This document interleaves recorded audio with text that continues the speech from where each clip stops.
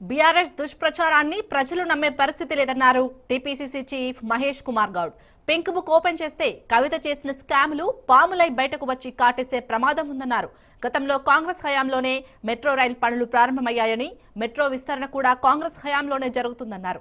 ఇక కులగణనలో తప్పులుంటే ఆధారాలతో చర్చకు రావాలన్నారు. ఏ కులానికి వ్యతిరేకంగా పనిచేయాల్సిన అవసరం కాంగ్రెస్ కు లేదన్నారు. 300 కాపులకు అన్యాయం జరిగిందనడంలో వాస్తవం లేదన్నారు. బీసీలకు న్యాయం చేసిన పార్టీ కాంగ్రెస్ పార్టీయే అన్నారు. రాష్ట్రంలో దళితుడిని సీఎం చేసిన పార్టీ కాంగ్రెస్ పార్టీ అని, బీఆర్ఎస్ మంత్రివర్గంలో మహిళకు స్థానం దక్కనప్పుడు కవిత ఏం చేశారని ప్రశ్నించారు. కులగణన డాక్యుమెంట్ తగలబెట్టినందుకే మల్లెలను సస్పెండ్ చేశామన్నారు. కేదార్నాథ్ మరణం వెనుక ఉన్న మిస్టరీ బయటకు రావాలన్నారు. కేదార్నాథ్ మరణం మిస్టరీ వీడితే కేటీఆర్ బండారం బయటపడుతుందన్నారు.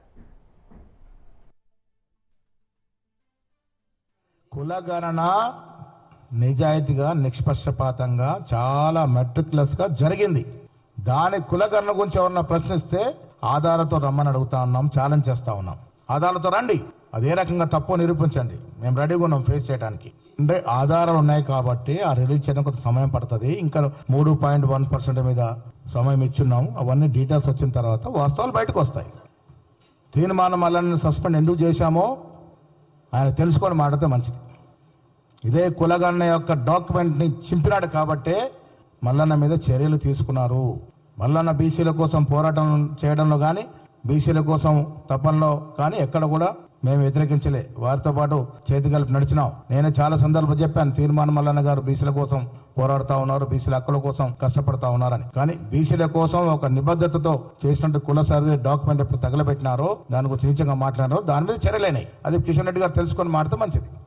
కేటీఆర్ గారికి లేని వైరస్ ఏంటి చెప్పండి?